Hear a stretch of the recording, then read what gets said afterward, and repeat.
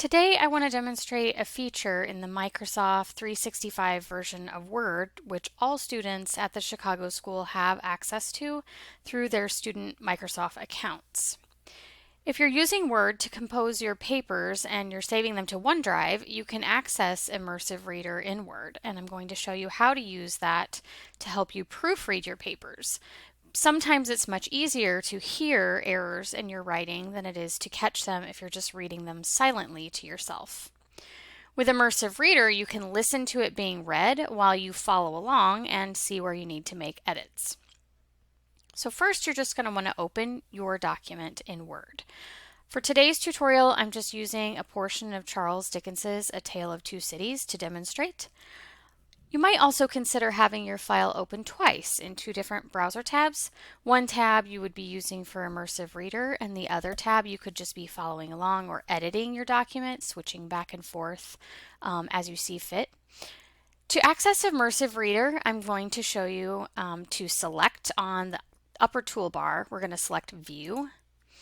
And here under Document Views, there are three different options. We're going to be choosing the Immersive Reader option. So at the bottom here, you'll see there's a voice settings. And if you click this, you can choose a voice, either male or female type voice that you can be read to in that voice. And you can also choose a voice speed.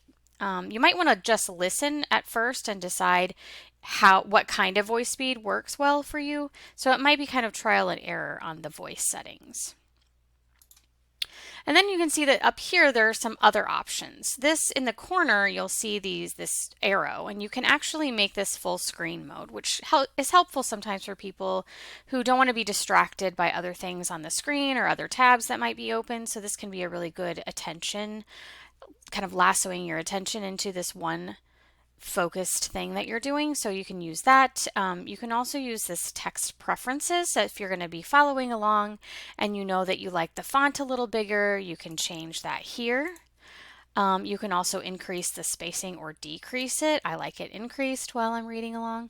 You can change the font if you prefer, and you can also change the theme, meaning like you can take it to dark mode, which some people find that a lot easier on their eyes as they're reading along.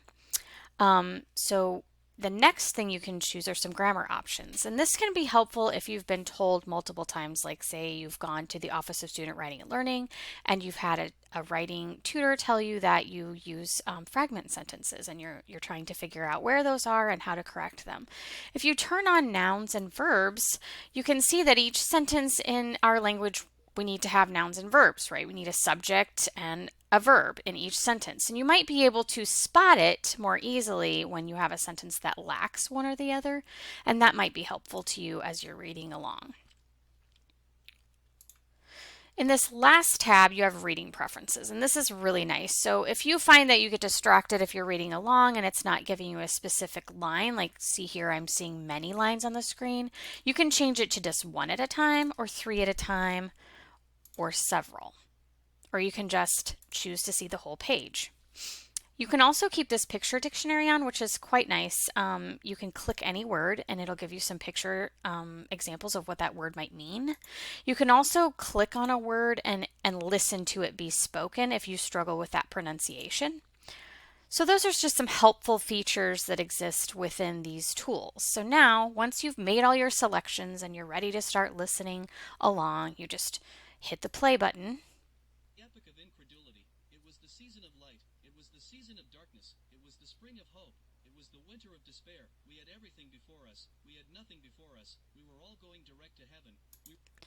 So as you can see, it just reads the document aloud to you. You can follow along. If you hear something and you think, that sentence doesn't sound exactly the way I wanted it to, you can pause and make that correction by going out of Immersive Reader and back into your document, finding that sentence that you want to make a change to, and then going back into Immersive Reader.